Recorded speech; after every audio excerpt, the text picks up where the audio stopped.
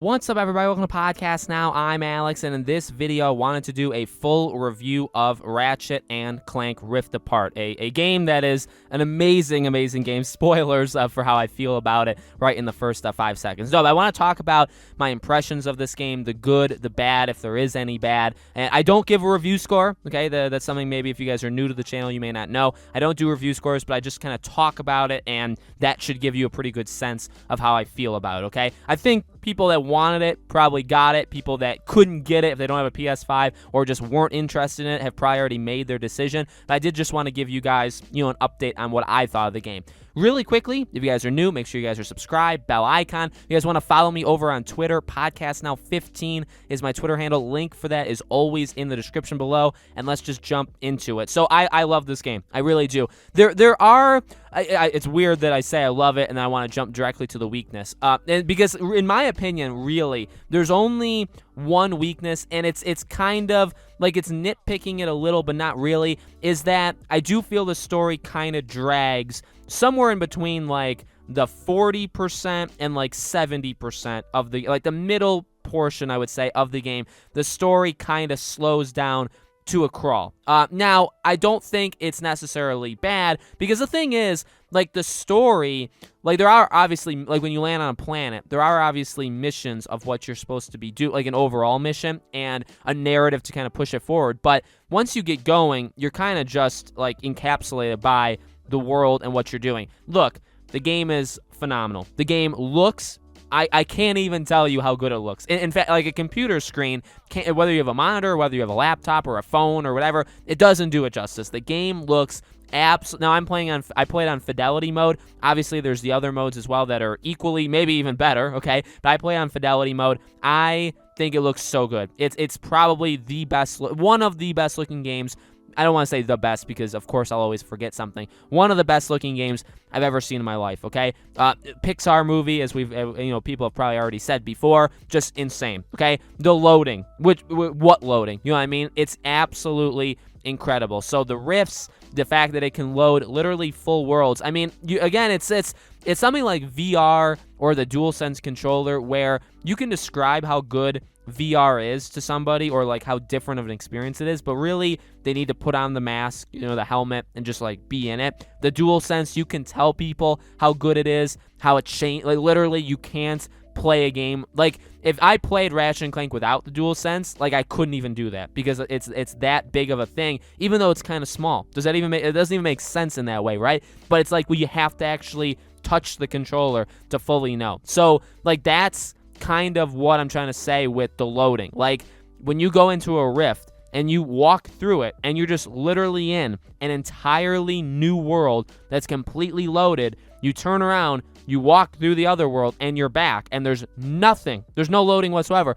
It is, I've never seen it before, ever. So, and like, literally, Demon Souls didn't do it. Returnal didn't. I mean, they got close, and they do their own things with the fast loading. With Demon Souls, you die, you're back in like 2 seconds. Returnal, same thing, you die, goes to a cutscene, you're back immediately, right? But like, this is at a different level, and it should be because it's Insomniac. Really, what makes this game stand out, in my opinion, is the fun. This game is pure fun, okay? Like, the weapons, I routinely forget how creative and like, I know I keep saying the word fun, but how creative and fun Ratchet and Clank is. That's the number one thing that stands out. This game does actually have a lot of heart, a lot of emotion. Now, again, I'm not the most diehard Ratchet and Clank fan. Actually, I think that maybe even makes it better, right? Because it's not, I mean, yes, maybe you want to hear a review from somebody who's been a fan for like 20 years, right? But for me, I've only been a really solid fan of the franchise for the past like 5-6 years. You know what I mean? I have played games, besides or before 2016's, but very little. Really, 2016 was that first jump. So coming from somebody who's kind of new, I mean, the guns are incredible. The diversity there is incredible. The diversity in terms of the enemies is not, they're very, I would say maybe that's the only other weakness. A lot of the mini bosses are very much exactly the same. They don't look the same. They're not named the same, stuff like that, but their attack patterns, stuff like that, they are almost identical, okay? So that, I'll be honest though, when you're playing it, it doesn't really matter. You're just having so much fun blasting it and dodging their attacks and stuff. You don't really notice. But if you do pay attention to it, it's like, I wish there maybe would have been a little bit more diversity in how they attack and stuff like that. So that would be maybe another nitpick. But in all honesty, that's kind of it. A little slow of a story, kind of in the middle portion, and enemy, differences are kind of the only thing. But everything else completely makes up for it. I mean, what they really did is make like 8 or 9 open worlds, because you all this game, which I didn't actually expect. I actually did not expect. I didn't watch. I did watch gameplay,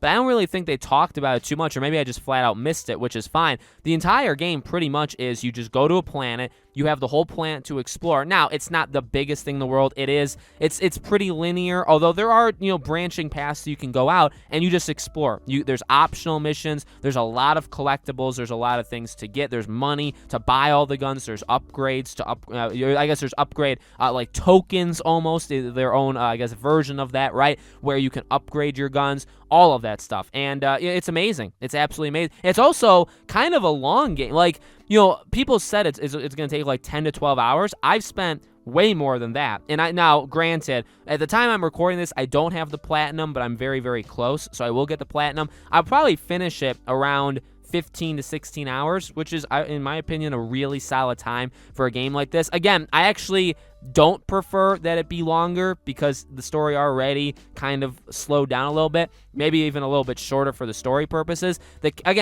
The characters and the emotion, there actually are. Again, I didn't really expect that, just because I don't really know what to expect too much from Ratchet and Clank. But I love Rivet. She's a really, really good character. She's got a lot of personality to her.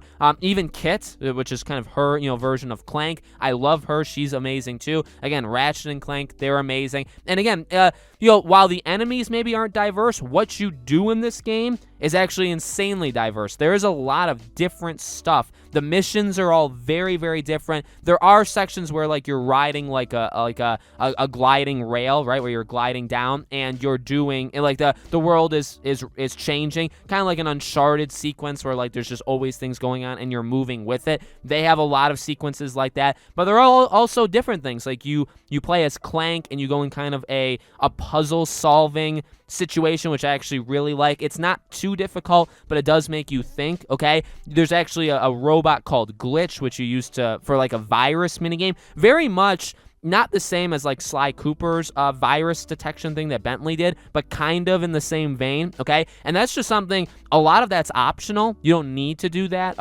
You do have to do it like a couple times when they introduce it, but the rest of the time, it's all optional things that you don't have to do. So there's a lot of diversity in the game. There's just a lot of different things to do. There's like a battle arena where you get to, there's different kind of restrictions on you. It's incredible. There's so much to this game that I love. But again, fun. Like just enjoying. It's odd to say that, because I know, games like maybe even like you don't play necessarily The Last of Us Part 2 for fun. I mean, one of the main reasons now, I don't adore that game. I don't think it's the best game ever. I have serious problems with that game, but I do really love it in other ways. But my point is, you don't really play The Last of Us Part 2 for just fun. In fact, you maybe don't even play it all for fun. Or the reason why people like it isn't even for fun. It's actually because of how dark and gritty and brutal it is, right? There's a lot of games that you could say people like because it's like engrossing. Maybe the gameplay mechanics are really good. Maybe this or that. Yes, the gameplay in Ratchet and Clank is really good, and the weapons are phenomenal, and they're all so different from each other, and they're all so fun, but, like, that's the word, fun. I'm smiling the whole time I'm playing. There's jokes, there's love and attention to detail, and that's another thing, too. The quality is always high.